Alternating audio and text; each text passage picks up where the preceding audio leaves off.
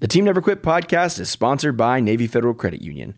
Navy Federal Credit Union likes to reward their members for using their credit cards. Learn more at NavyFederal.org.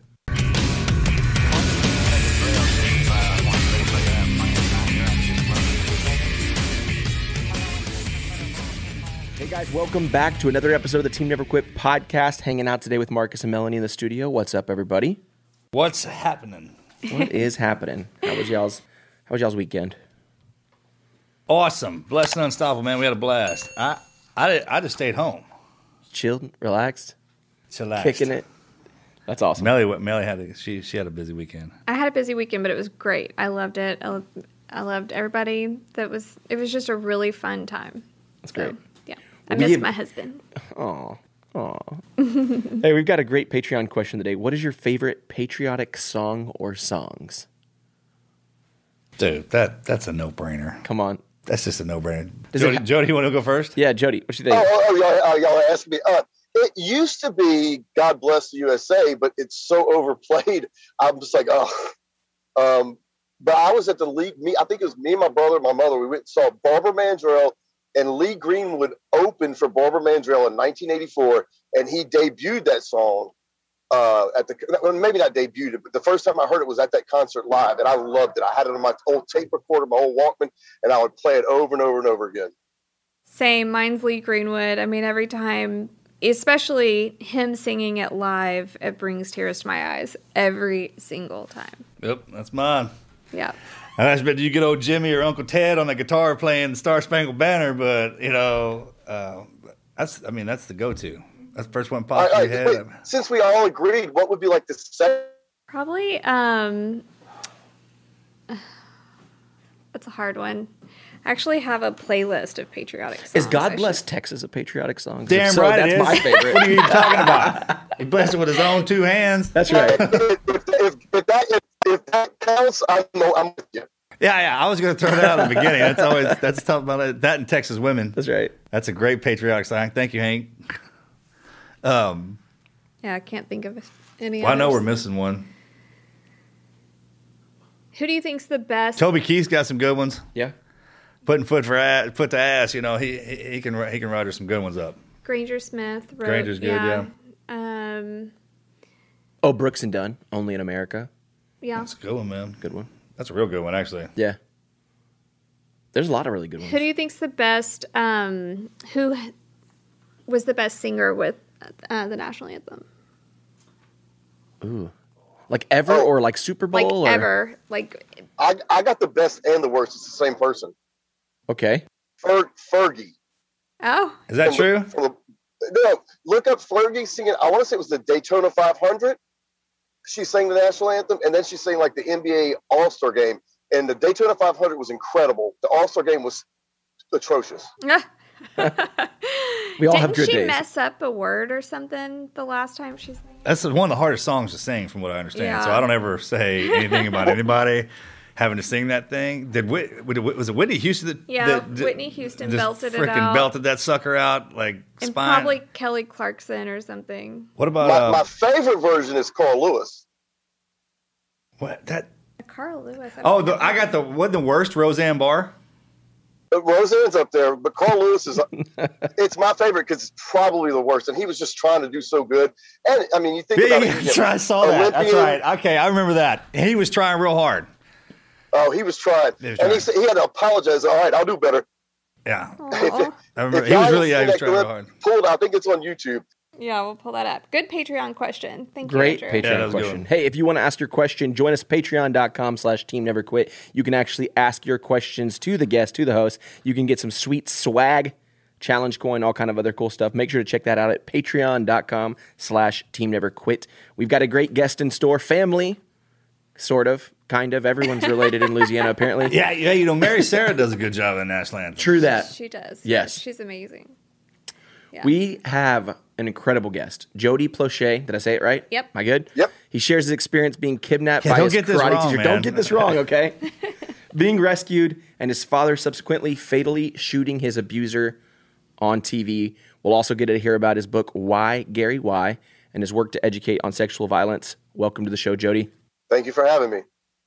So I found out about you because my sister listens to all the true crime podcasts, and she heard your story on one of those. I don't remember which one it was, but she was telling me about it, and then she said your name, and I was like, at first I thought it was a crazy story, and then I was like, wait, if he's a Plauche, he's got to be related. So I looked you up, and the rest is history. And sure enough, yeah, related. We're excited to hear your story, and if you just want to kick it off and just tell us, and then we'll pop in and ask questions. All right, so it started off when I was in 5th grade. I was in class, and they handed us a flyer to take karate. I literally took my karate flyer and I balled it up and threw it in the garbage on the way out of the class. I remember it to this day. Threw it in the garbage can, and I didn't think nothing about it. Well, my little brother, he went to a different school, and they gave him the same flyer, and he brought that flyer home and gave it to my mother. Well, I was playing sports, football, basketball, maybe softball or baseball at that time, and I didn't think I had time for karate. Well, my little brother, he wasn't into any sports, so my mother thought it would be a good idea to kind of get him involved in something. So she enrolled him, and when she enrolled him, she enrolled my older brother and the neighbor friend, her best friend, Miss Eileen, her son, Mark. They enrolled him too. So it was me, Mikey, Bubba, and Mark that went to go take these karate lessons. And we went to the first lesson, and it went fine. We went to the second lesson, and the karate teacher didn't show up. We went to the third lesson, he didn't show up again. So the organization that had created these karate lessons turned our name over to another young up-and-coming karate teacher named Jeff Doucette, and he was going to honor the remaining, because I think it was like 10 lessons for $35 or whatever. So he was going to honor the karate lessons. So that's how we ended up sort of taking karate from a man named Jeff Doucette. Well, after we went to a few karate classes at his place, he was explaining to us how they had a karate team. Think of like the Karate Kid, where they go fight in tournaments. And so he invited us to go see the movie They Call Me Bruce, which was a karate movie. Awesome movie. You know what? I'm gonna have to rewatch it because I don't remember it being awesome. But no, it's awesomely bad. That time frame of those movies are so. They Call Me Bruce, right? It was like when he sits down to eat with the nunchucks. I couldn't block the other things out of my mind, but I think I blocked that movie out of my mind. But like I said, I'm going to have to rewatch it again. I just speaking of awesomely wonderful, like The Love Boat. Have you watched The Love Boat lately? Okay, so last week, terribly wonderful. Believe it or not, last week somebody brought that up, dude. So I got on YouTube and fired that thing up. The jingle is awesome.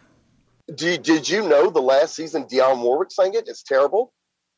No, I didn't. Great. I just found that out. I almost cried. I was like, no, the beginning it's love, exciting. And the best thing about The Love Boat, when you go back and watch it, is seeing like the people who were in it. Like, Scott Baio when he was like 9 years old, and Charlie's Angels, they did a crossover between Charlie's Angels and The Love Boat, which was awesome. So anyway, so we go see They Call Me Bruce. And after my cousin was having a birthday party at like Chuck E. Cheese or something. So the karate team went over to Chuck E. Cheese, and we all hung out and played games and video games and jumped around in the toys or whatever, watched the rocket fire explosion. And Jeff just seemed like this really great guy. He's, attentive. He told my mother that we were excellent at karate and had a future. And so they bought all of this stuff. And that was just Jeff at that point grooming not just me, but the family. Because at this point, Jeff had not touched me at all. And so he just became really liked by the family. So he was welcome to come over on Saturday nights when we'd play trivia. Well, I guess it wasn't Trivial Password is what it was. It eventually led into Trivial Pursuit later. But I mean, the family would get together at my house and just hang out, and Daddy would cook, and Jeff was one of us. Well, unbeknownst to them, he was, again, grooming me. It started out, I think, when we were like stretching at karate practice. He like put his hands up. Oh, your thighs are tight, and you got to stretch. And so he's grabbing like almost not my crotch, but like on the side of my crotch, and he's going, "Oh yeah, you're tight, you're tight." And that was just him kind of working his way into inappropriately touch me. It led up to the point to where he finally started sexually abusing me. I don't want to say the first time, because I think the grooming, when he's touching me inappropriately, that is sexual abuse. Mm-hmm. But when he really went like full scale, it was in Houston. It was a karate tournament in Houston. And he called me up to the front of the van and he said, come up here. And he told me, basically, I'm going to perform oral sex on you tonight. And I'm 10 years old. And I'm like, I have no clue why he wants to do this. Well, that night, after the movie went off, his old John Wayne movie, turned the TV off, and he just slipped underneath the covers and he performed oral sex on me. He did that probably for about a month. And then he decided, okay, now I'm going to have sex with you. And that was in May. And that went on until, he eventually kidnapped me in February of 1984. And, the rest is history, I guess. Were you terrified when he started doing that? Like the first night that he went under the covers? Well, like I said, I did. Yeah, I was not happy. I mean, there was obviously I was freaked out, but I didn't know why he would want to do that. Like, I didn't know at the 10 years old, mm-hmm. I didn't know that, my private parts was for more than just peeing. Yeah. And so he went underneath the covers, and it didn't take me long to figure out, oh, wow, this feels wonderful. But it wasn't, and I mentioned this in my book, it wasn't that I was enjoying it, but my body was responding as a human body would. Mm-hmm. So, yeah, there was physical pleasure, but there was mental anguish. Mm-hmm. So I think that's why a lot of survivors of sexual abuse, they have, bad memories and they blame themselves, is because at some point your body is just going to respond like a human body responds. So it doesn't matter whether it's a 100-year-old person mm-hmm. or a karate teacher or a spouse, right? Not a spouse, a partner, that whoever's doing it, it's going to feel good. Mm-hmm. But it doesn't mean you're enjoying it, because I wasn't enjoying it, but my body was like, hey, heads up. Oh my gosh, that's so crazy.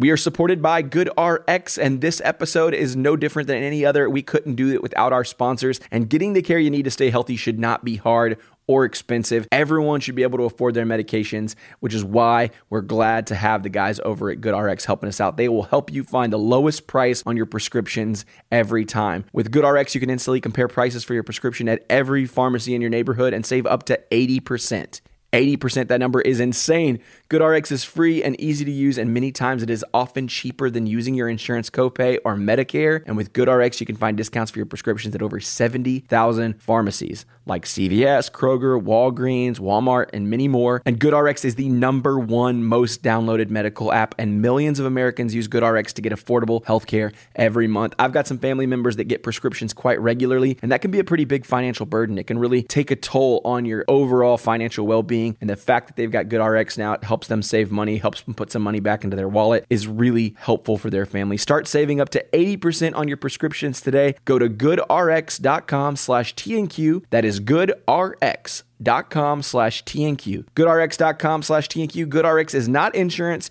but can be used instead of insurance. In 2020, GoodRx users received an average savings of over 70% of retail prices. Make sure to check them out at goodrx.com/TNQ.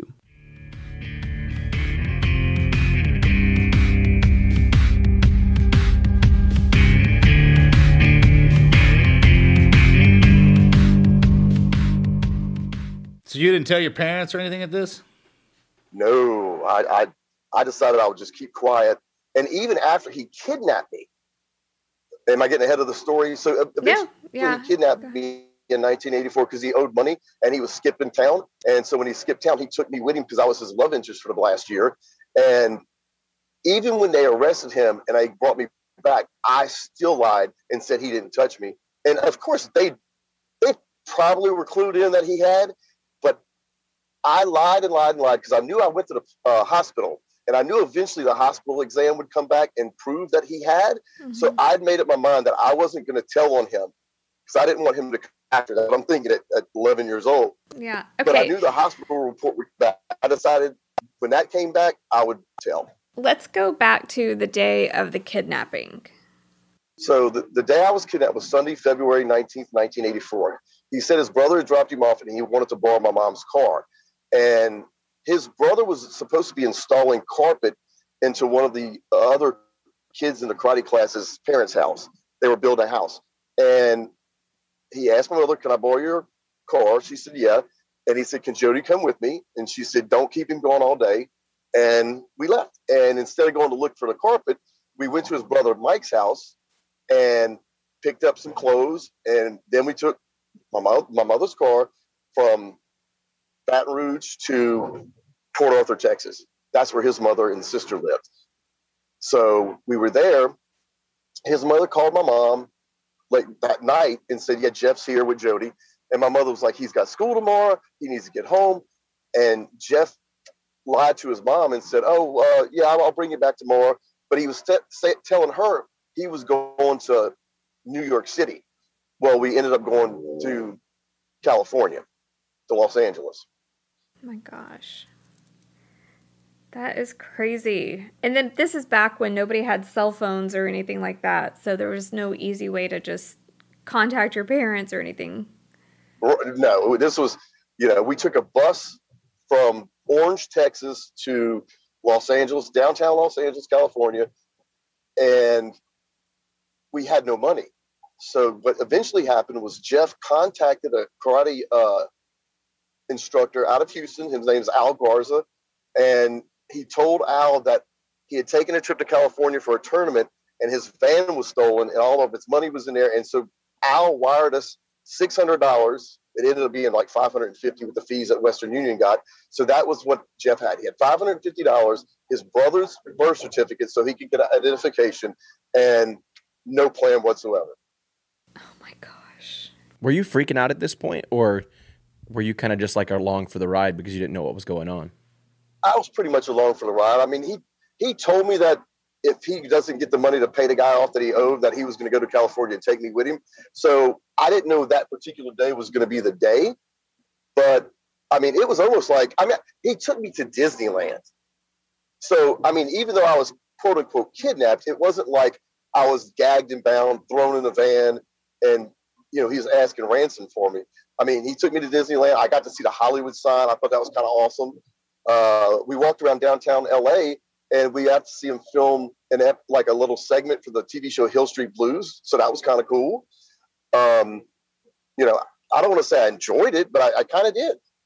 Well, you were also so young. You were what, 10 or 11? 11. Yeah. I mean, our son is 10. I can't imagine someone just picking up and leaving with him. Your mom had to have been freaking out.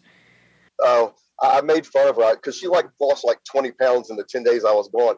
I was like, the kidnap diet is the best diet I've ever seen. She showed up to nothing. Oh my gosh. Yeah, she had to have been losing her mind, especially back then when you couldn't track phones or anything like that. I would have lost my mind. So he was good to you while you were on the trip. It was like he was trying to be a partner. Yeah, no, I mean, other than the few times he had sex with me on the trip, I would say, he wasn't, in his mind, he was in love with me. I mean, that's how pedophiles are. Yeah, like he thinks that he's doing a good thing. Like, it's like you're a boyfriend. And you were so young that you don't understand any of it. And it's like, oh, well, I get to see cool things I've never seen before. Well, I knew what he was doing wasn't right. That's why I didn't tell on him. But yeah, I mean, it was almost like we were a couple and we were on this to him, it was like a honeymoon. That's fucking crazy. Oh my gosh. How many days were y'all in California before the FBI started coming out? Sunday, he left. We stayed in Port Arthur Monday. We left the bus Tuesday. We got to LA Thursday at 2 a.m. And so let's see, 19. I was brought back March 1st. So I was kidnapped the 19th and I came home March 1st. So I was going, it was a leap year. I was going 10 days and it was a week before my mother heard from me. So he took me on a Sunday and the next Sunday he let me call home and tell her I was okay. Oh my gosh. That is so bizarre. How old was he? He was only 25. And he was 25 and a month and a half old. I mean, he had just turned 25 February 3rd of that year. All right, so then what? Mom. Right. So he lets me call home on that Sunday. So over the next couple of days, he's in contact with my mother. Now the police are at the house. They're recording the phone conversations. They're trying to figure out where we are, asking questions about whether I had like a jacket on because it's February in New York. It had been cold, but we were in California. And he called and he let me call. And my mother asked, I had to call collect because we were running out of money. So my mother asked for time and charges. So what that means for those who are younger is when you would make a collect phone call, that was the person you were calling would pay for that. So she accepted the charges, and the operator, when we hung up the phone, came back on the line and said, okay, that call was 22 minutes and it was going to cost you $14. So when the operator came back to give her time and charges, Mike Burnett with the Baton Rouge Sheriff's Department got on the phone and said, look, I need to know where that phone call came from. This is a federal investigation. FBI is involved. There's a kidnapping. And she told him it was Samoa Motel, 425 West Catella, Anaheim, California, room 38. And, they contacted Anaheim police and they busted into the room, not too long after the phone call. He was actually on the phone with my mother when the police busted in the room, and they took the phone and hung it up. So my mother, didn't know if I was in the room or not, because Jeff had told my mother that he had sent me to go to this other people's place. So she didn't know I was in the room. And it was about, I guess, 30 minutes later, they called up and they said, okay, we got him. And she's like, I ain't worried about him. Where's my son? They said, oh, he was right there in the room. He's fine. And they took me outside and I was shaking because they busted in the room with guns in my face. And they were like, are you cold? I'm like, no, I'm not cold. I'm scared. They're like, oh, there's no need for you to be scared. I'm like, I'm not scared now. I'm scared because y'all just had guns in my face. Yeah, that was probably the most traumatic part of the whole experience, was them busting in the room, putting guns on me, guns on him. Oh my gosh. It freaked me out. Yeah. Dang. So they get you, and did they take you straight to the airport to go home? No, they took me straight to the police station. And Anaheim police questioned me for probably an hour and a half. And then, of course, I denied everything. And he had dyed my hair black, so they were asking about that. Then I went from the Anaheim Police Department to the hospital. That's where they did the rape kit. That's where I knew Jeff was in trouble. They took swabs, and I knew I guess we didn't call it DNA back then, but I knew his man material would be discovered. And after that, they took me to this like neglected child home for like a day. And then March 1st, at like 1:10 in the morning, I flew out of LAX to New Orleans. And that's when I was reunited with my parents. And when I got off the plane, there was a news camera there. And I had just woken up and I see a news camera, and I was actually very upset. And at one point, my mother hugs me, and you can see this on film. She hugs me and she whispers, smile and act like you're happy. And I smile. And then the reporter goes, like, what do you think about all this? And I was like, I don't know.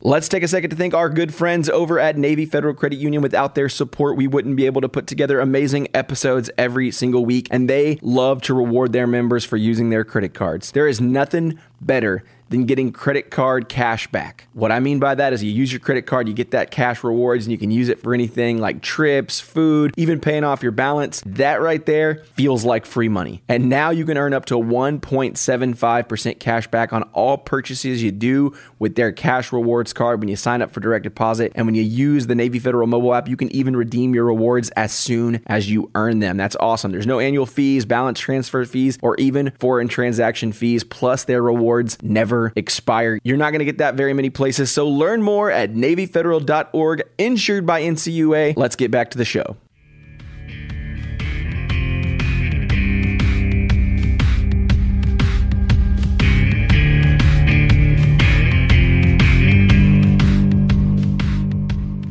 I mean, you were so young. I mean, that is just crazy that they were allowed to even be there and do that.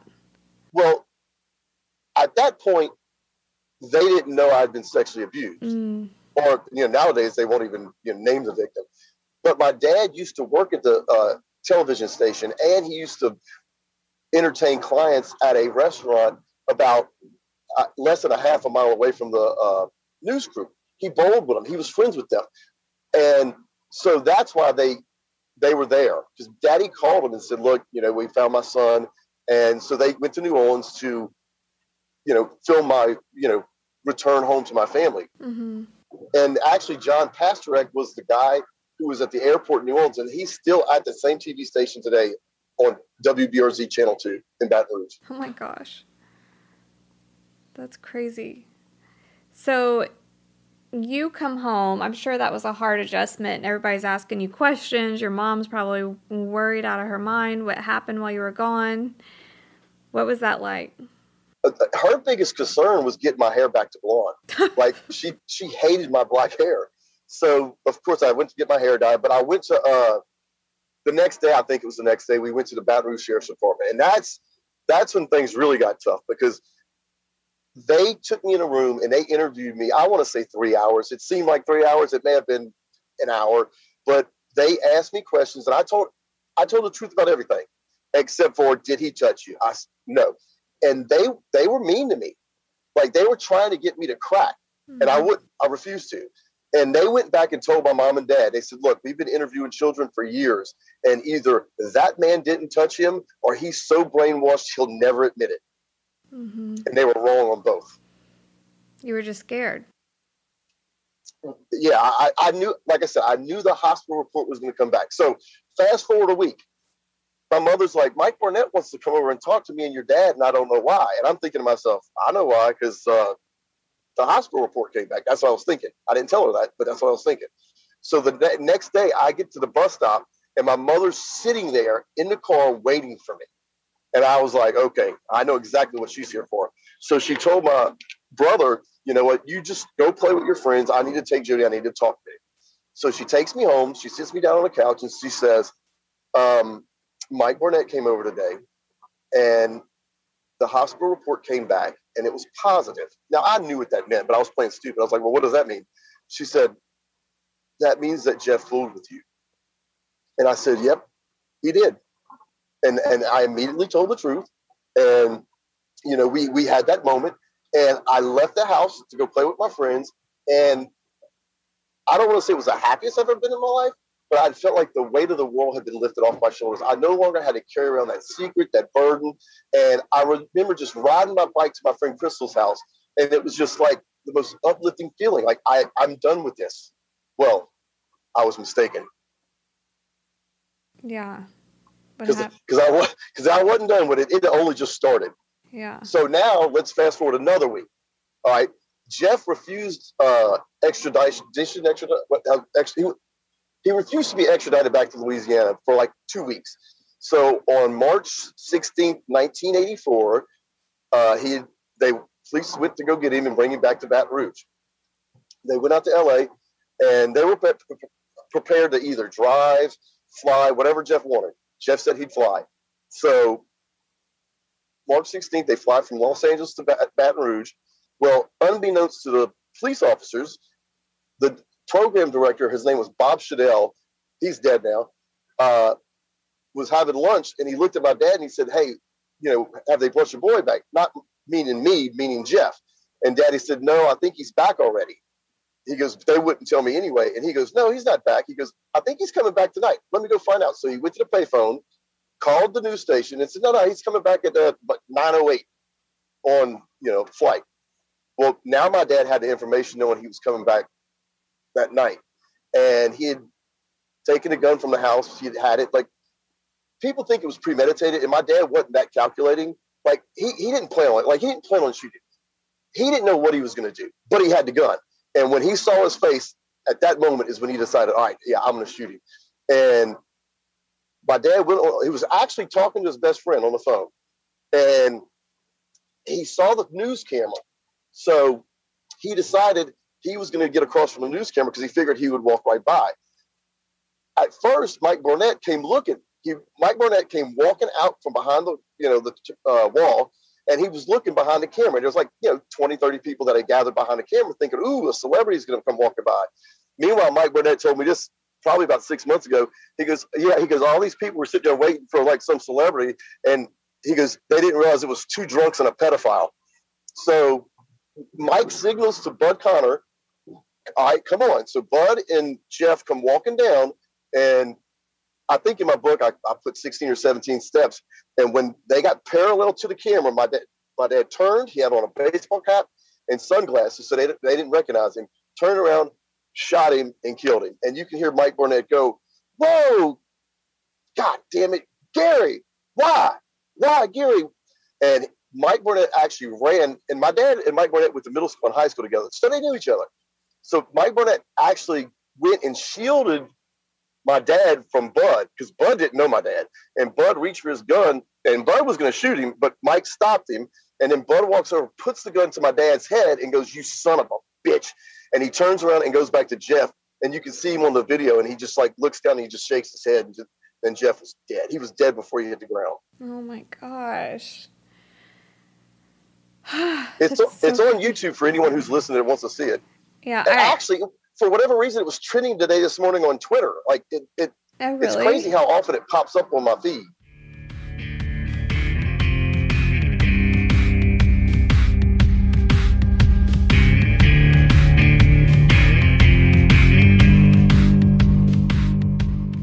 The Team Never Quit podcast is brought to you by Athletic Greens, the health and wellness company that makes comprehensive daily nutrition very simple. I've got a family member who right now has been dealing with some health issues, and she's had to been on a restrictive diet. It seriously is the easiest way to get all those nutrients your body needs, especially if you're busy and you just don't have the time to get the things you need. I know for me, I tend to go to the nutrition store, get a bunch of supplements, and I never take them because I can't keep up with what goes where. When do I take what thing? You can get rid of everything in the cabinet, replace it with Athletic Greens. I know it can be difficult to maintain those effective habits, but with Athletic Greens, you're going to get everything you need. AG1 by Athletic Greens is the category-leading superfood product, and it is bringing comprehensive and convenient daily nutrition to everybody. Keeping up with the research, knowing what to do, and taking a bunch of pills and capsules is not good on the stomach, and it is hard to keep up with. To help each of us be at our best, they have simplified the path to better nutrition by giving you the one thing that has all of the best things. Just one tasty scoop of AG1 contains 75 vitamins, minerals, whole food sourced ingredients, including a multivitamin, a multimineral, probiotic, green superfood blend, and more in one convenient daily serving. Their special blend of high-quality, bioavailable ingredients and a scoop of AG1 work together to fill the nutritional gaps in your diet. It's going to support energy. It's going to help with focus. It's going to aid with gut health and digestion. And all around, it supports that healthy immune system that we all need, especially right now, all while replacing multiple products, all while replacing all those pills in the cabinet with one healthy drink. And it is lifestyle friendly, so whether you eat keto, paleo, vegan, dairy-free, or gluten-free, it contains less than 1 gram of added sugar, no GMOs, no nasty chemicals or artificial anything. And to make it easy, Athletic Greens is going to hook you guys up with an immune support boost by giving you guys a free 1-year supply of vitamin D and 5 free travel packs with your first purchase. All you guys need to do is go to athleticgreens.com/TNQ. One more time, visit athleticgreens.com/TNQ to take control of your health. Give AG1 a try. I recommend it to my family, my friends. It is a great way to simplify getting the nutrients you need in your diet.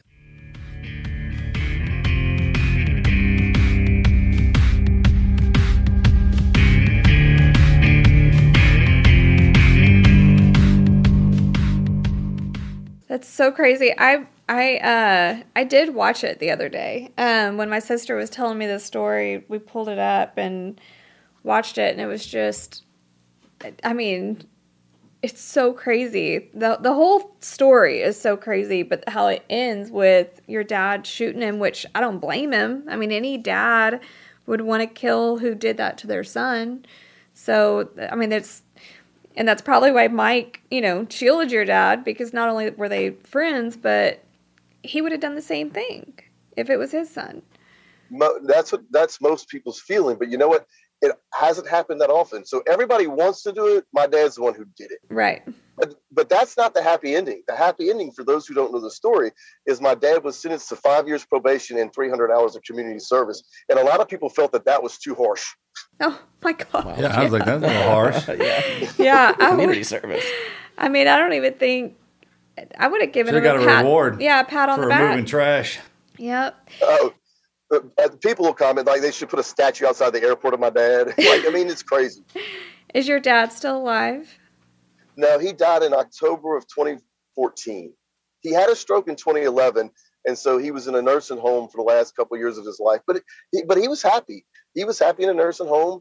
I mean, but he had, I say, complications of a stroke, but I mean, he just died watching TV. He was laying in bed watching TV because eyes were still open. Right. We knew he had a blood clot in the back of his brain that could like be released at any point, and I'm assuming that's what happened.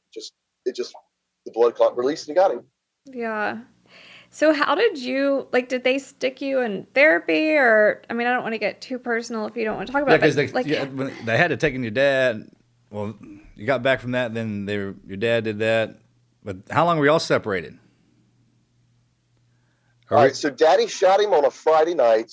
He posted bail Monday morning, so he did do 2 days in Parish prison. Then they brought him to a mental facility, like a psychiatric hospital, and he was there for about a month. And my parents had been separated for like 6 months at the time, and they told my mother that he wasn't going to drink anymore. And my mother said, well, if he's not going to drink, he's welcome home. So Daddy moved back home, and that was about a month after the shooting. Wow. And then after that, things went back to normal. As far as counseling, I told them I didn't want to go, but they told me I had to go in case it went to trial. They could show that I'd gotten counseling. Mm-hmm. So I went probably for about 6 months to see a psychiatrist. And after 6 months, he told my mother, like, I don't need to see him anymore. He'll be all right.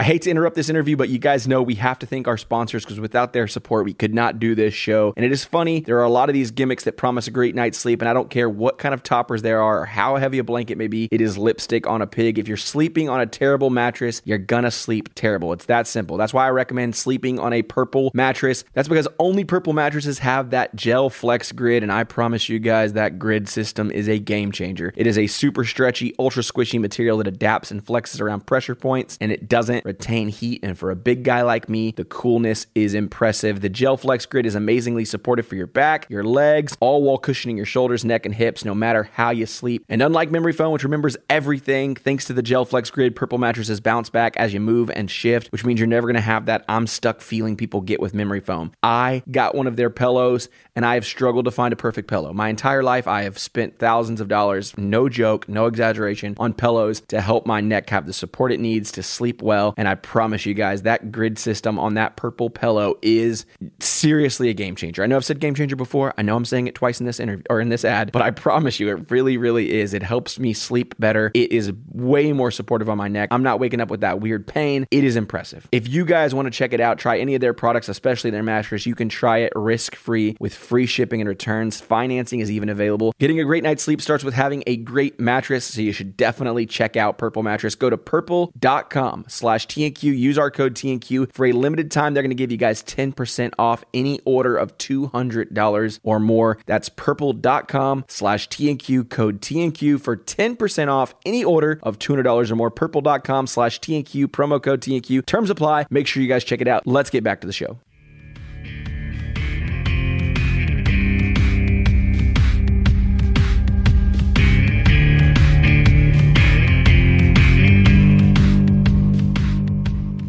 Was you and your dad's relationship affected by the shooting and all of that? Actually, at first, I was upset at my dad for shooting Jeff. Like, I cared about Jeff. I didn't like him molesting me, but other than that, like, I thought he was a good guy. But, I mean, you can't separate the two as an adult. But as a kid, that's how I felt. So at first, I was mad at Daddy.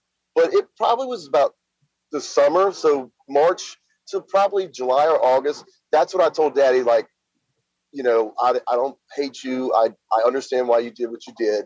And after that, I mean, I think we had an excellent relationship. Do you have kids now? No, I don't. You don't. I'd be curious, like, what if you would shield and be overprotective of your kids because of what you went through? I wouldn't say overprotective. I think I would be protective, like most parents should be. Mm-hmm. Like, I mean, in 1983, Jeff's like, hey, look, June, I'll bring the kids home after karate practice. And she's thinking, okay, great, I can finish dinner. You didn't have the awareness that we do now. Like, I wouldn't let my kids spend a night at no one's house. You know what I'm saying? Like, I mean, things like that. Mm-hmm. But I would hope I wasn't overprotected, but I probably would be. Yeah. Yeah, that's a situational dependent thing right there. Oh my God. I'm going to tell you why I don't have kids. One night, my cat had been like sitting by the door, and he wasn't acting right. And a couple days later, I went to pick him up or pet him. I went to pet him, and I felt wet moisture. And about 11 o'clock at night, well, I smelled my hand, and I thought it was poo. When I turned the light on, something had bit him, and he had pus, and I was infected. It was terrible. Well, this is 11 o'clock at night. I need to get this cat to the vet, and I couldn't bring him to the vet till 7 o'clock in the morning. I didn't sleep, and that's a cat. Yeah. So if I had a kid, I don't want that worry. It's a lot of worry. That's what I'm saying. If I was your mama during all that time, I probably would have had a stroke. When I was in college, my little brother, he held his breath on the water too long, and literally I had to save him. Like, he drowned. So I pulled him out. I gave him mouth to mouth, and he was in the hospital for the next 2 days. And I remember sitting out there with my mother, and she's smoking a cigarette, and she's like, "Kids, you'll never sleep at night in your life because I don't have them. If I don't want them, like I said, I worry too much about my cat, let alone a child." Yeah. Oh my gosh, that is crazy. To me, the saddest part about the whole situation is people know my father is this, vigilante who took justice into his own hands. But my dad was a Plauche, and he was the nicest, kindest person that I probably knew. I mean, he would stop and pick up stray animals. I didn't drink in college, but every time I met him somewhere, "Hey, you want a beer?" I'm like, "No, I don't drink." He would buy beers for people. His job was to entertain clients. He was a salesman. So for him to do what he did, he had to be in so much pain to do that. And to me, that's the saddest thing, is that, like, I knew I was going to be fine. He didn't. Yeah. If he could have looked in a crystal ball and saw who I was in the future, he probably wouldn't have did what he did. But then again, what he did helped shape me. So there's that dynamic. But my dad was really the kindest, sweetest man that I knew. Him and my uncle, they were wonderful people. I can tell you that if that happened to our son, I probably would have done the same thing. Same with Marcus. I mean, that it's just a parental instinct to want to eliminate someone or something that hurts your child like that. Even if you are going to be okay. I mean, that is pure parental instinct, don't you think, babe? No, absolutely. Comment on it. I don't know what I would do. I'm going to leave it at that. Just leave it open so nobody fucking tries it. Yeah. Don't try it. You don't have the imagination like I do. Trust me.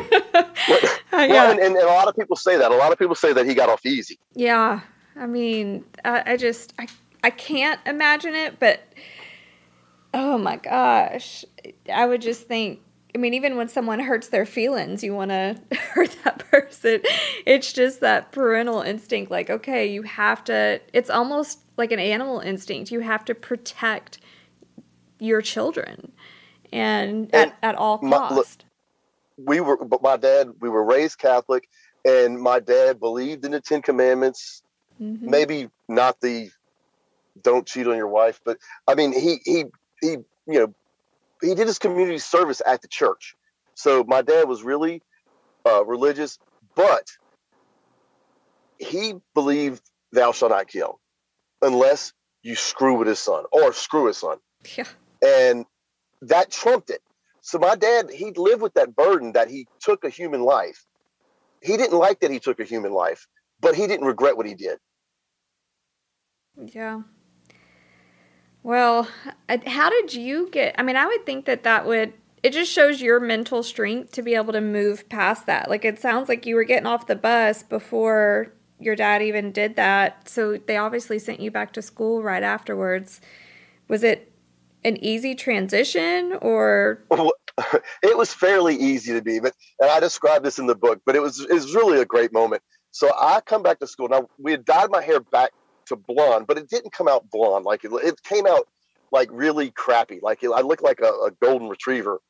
And so I walk into the gym, because before class started, we'd all meet up in the gym. So I walk in the gym, and I look across the basketball court, and my friends were sitting on the stage. So I walk across the basketball court, and literally the gym went quiet. They watched me walk across the basketball court, and I walk up to my friends, and they're just sitting there looking at me with like their just look on their face like they had seen a ghost. And I walked up to them and I said, "What? Y'all are looking at me like I've been kidnapped or something?" And they started laughing. A couple of the girls were crying, but that's when they realized I was still the same Jody that was before I was taken. So then we get to my homeroom class, and they have a big banner on the wall that said, "Welcome back, Jody." And on the bulletin board, they had a picture of me with my signature. I'd signed somebody's like tablet, and my signature underneath it. And next to that picture, and you can Google this, it said, "The boy in the plastic bubble dies." John Travolta played the kid in a TV movie, The Boy in the Plastic Bubble. Yeah. He And was it said, from "Boy in the Plastic Bubble dies," right next to my picture. And I looked at my teacher and I said, "Y'all didn't give me much of a chance, did y'all?" Oh my gosh. And that's when they realized, all right, Jody's Jody. Yeah. That's a good Cajun sense of humor. Yeah. Well, my favorite, if you go to Amazon and read like the comments, one of them said, "This book is funny." Yeah. And to me, that was a compliment, because I wanted my book not just to be, rape and killing. I wanted to have humor in it too. Yeah, well, humor gets you through the darkest times. So was it awkward around the house? Or how long did everything just kind of smoothed out and went in its own direction? It's almost amazing how everything just kind of went back to normal. Yeah. The first month or so was awkward because, Daddy was still trying to be daddy, like, "You need to go to bed." And, now that I'm older, I know what he was wanting me to go to bed for, but he hadn't been there for like 6 months. So I was able to stay up till, 11, 12 o'clock without Daddy telling me to go to bed. But, now that I'm older, I know he wanted me to go to bed because he wanted to spend some alone time with my mother. Yeah. Well, I'm so glad that you overcame all of that and were able to live. A lot of people would turn into a hot mess after that. Yeah, what is the driving force in that direction? All right, so in 1991, we got a call from the Geraldo Rivera talk show to go on a show. And I wanted to go to New York. I'm like, "Hey, free trip to New York, let's go." So me and Daddy flew to New York City. We filmed the show, and that's all I'm thinking of. Hey, this was great. First time to New York, wonderful.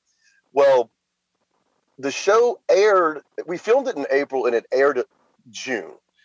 Well, about a week or two after the show aired, I got a call from Mike Barnett, same sheriff deputy that was like throughout the whole case. And he called me up and he said, "Look, I want you to notice this is going to be on the news tonight. It's going to be in the papers tomorrow." He goes, "We just arrested this pastor who had been sexually abusing these two boys. And one of the boys saw you on the Geraldo show and told his mom, and we just arrested him." And that's the moment when I realized that, wow, I could take this story and I could use something negative and turn it into something positive. And so, when you hear people go, "If I can only just help one person," nope, I want to help as many as possible. I'm not going to settle for just one. So that's why I decided that I would share my story and I would, write the book. I eventually, at college, I joined a group called Men Against Violence, and we would do programs on campus about conflict resolution. I had a Mountain Dew, that's why I'm kind of jittery. Then I ended up getting a job in Pennsylvania at a place called Victim Services Center of Montgomery County, which is just outside of Philadelphia. Our office is located in Norristown, and that's what we did. I would go to schools and I would do, keep in touch as safe and healthy. I would do, dating violence. I would do sexual assault risk reductions to high school colleges. And that's what I kind of dedicated myself to doing. That's awesome. Yeah. Because it's hard to do that, man. It's hard to turn around something in a situation like that, especially when it affects the whole family, and push it into something that not only helps the family, but helps those around you. I remember I was going on one of the talk shows. I've been on Oprah, Montel, Maury, back when Maury was like serious. And I remember one of the family members saying, why doesn't Jody just let sleeping dogs lie? And I'm like, because I feel like I can make an impact on other people. I can be a role model to survivors of sexual assault to let them know that, I'm not scarred for life. I'm not damaged goods. I'm not ruined. I didn't have a traumatic childhood. I love my childhood. I wouldn't change my childhood for anything. Yeah. I mean, I guess if I had to, I would. But it's made me the person I am. That's awesome. So would you encourage, or when you do these talks to sexual abuse forums or whatever, do you encourage people to actually come out and tell their parents immediately if someone touches them? Or like psychologically, what's the best thing to do for that? Well, when I was working at Victim Services, we would teach the children safety rules, no, go, and tell. If someone touches you inappropriately, you say no to that person, you get away from that person, and then you tell an adult. Now, I've kind of shifted my way of thinking because we're going to put the burden on the kid. Like, it's your job to make sure you don't get sexually abused. I think it's the parent's job to make sure they don't allow their children too far away. Both, probably, because you're training the next generation not to let it happen. Yeah. But you still want to have those open conversations with your kid. Like when I was young, like probably 8 or 9 years old, I think it was 81, so I'd have been 9. They had a show called Fallen Angel. It was like a TV movie. And my mother sat us down and made us watch it. And she explained to us that there were people out there that would take advantage of children. And this guy was like getting the kids into like child porn or like taking naked pictures of them. And so when Jeff first he ever touched my private parts, I thought to myself, oh, wow, he's like one of them people mommy told me about. So that's why I never blamed myself. It's because I was prepared. I knew that there were people out there. Again, I'm still 10, so I don't know how to tell her. But, I mean, looking back, if you look at how he kind of integrated himself and groomed the family and started spending time with me, especially, I tell parents all the time, if someone wants to spend more time with your child than you do, that's a red flag. That's not a red flag. It's a red rocket. Mm-hmm. That is so crazy. Oh, it's hard. It's for us. We have a 10-year-old boy, so we're like over here. Possibly, we talk to him about it all the time. Yeah, we always talk to him about it. Don't let him touch you. You feel uncomfortable. Just walk away. And they're getting to the age now. They talk. They'll throw me attitude. So, well, now, and our 2 little ones are 15 months apart. So our daughter is just a year younger, and she'll kick him in his private, and he's like, "Mom, Addie touched me in my no-no square." Oh my God. But she just kicked him. So I don't think he's too young. If you got a 10-year-old, you can sit him down and watch the 15-minute like little ESPN E60 that we're on, and you can definitely talk to him about it. I mean, bring it up. I mean, don't obsess over it, but every time a teachable moment occurs, talk to him. Yeah. Yeah. Oh my gosh. Well, thank you for sharing your story and being vulnerable to that. I mean, I know that's got to be, you've probably done it so many times, but no matter how many times you tell a story about the worst week of your life, we know that personally, that it's never fun. So thank you for opening up and sharing that, and it will help other people. I mean, I understand when your point of view and your perspective, and there's probably there's some wisdom that's curled in there now, actually. Even for as young as you are, those experiences bring that out. And it's hard for people to understand. I had the best childhood ever. I wouldn't change one thing in my life. And I say that with complete confidence. And people are like, man, you've been to hell and back multiple times. Like, I sure have. Somebody had to go through it. So they can come back around and tell you about it, teach you about it. I mean, exactly. You want somebody else to go through it? I love my friends and family so much, I wouldn't want them to go through it. And it upsets them that I have to do it, but then so be it. Somebody's got to pull it right. And then it just kind of, you talk about it, and you people around you, they kind of rebuild that confidence. So good job, man. Don't never quit, man. Never quit. Yeah, you have an awesome never quit story. And we're family. I know. And we're family. On top of everything else, it's like, pull over. Get your ass somewhere where I can hear what you're saying. And your niece is friends with our son Hunter. Yeah, no, my niece and him are really good friends. Like literally when you emailed me, I talked to her and she's like, I just talked to him earlier today. Yeah, he when when I was emailing back and forth with you, I called him and he was like, yeah, she just Snapchatted me. I think they talk often, so. Well, and then I told my mother, I got contacted. They had a podcast, Lone Survivor, and my mother goes, "Oh, that's Mason's friend." Yeah. I was like, no. I mean, this was the one that the book and the movie. She's like, no, that's Mason's friend. I'm like, no, it can't be. It's got to be. That's so funny. Other person or whatever. Yeah, that's our oldest graduated from LSU in May, and he just moved back to Houston, but he loved it. He had a good old college experience. He had a lot of fun. Yeah. Yeah. Yeah, well, she's been known to do that. Now, the last year and a half, I don't know how much fun college is, but I know back in the day it was wonderful. Well, he was there when they won the national championship. Oh, he had a hell of a time. Yeah, he had a great time, and Marcus got to go hang out with his fraternity and do all that fun stuff. So that happened one time. Well, the next time y'all are in Baton Rouge or the next time I'm in Houston, we'll have to get together. Yeah, for sure. We would love that. So thank you again, man. Thanks for taking the time, brother. We appreciate you. Yeah, have a safe drive. Thanks, Jody. Thanks for having me. Later, man. Bro. Bye. All right, bye. Hey, guys, thanks so much for listening to another episode of the podcast. Jody, thank you so much for sharing your story, man. It was just insane how you were able to overcome so much, and what you're doing now is even more important to just be able to be a voice of reason and someone who can just offer guidance in such a hard experience in life. Thank you so much again for sharing your story. Hey, if you guys haven't already, make sure you're following us on social media, teamneverquit.com/social. If you're not on Patreon, you should be, because we are doing some awesome stuff there, and we've got some amazing things in the works. That's patreon.com/teamneverquit. You're going to want to check that out. There's all brand new merch in the store. So if you haven't gotten a t-shirt, if you haven't gotten an autographed book, if you haven't got stickers, bracelet, whatever it may be, there's a bunch of new stuff in the shop, shop.teamneverquit.com. We will see you guys next week.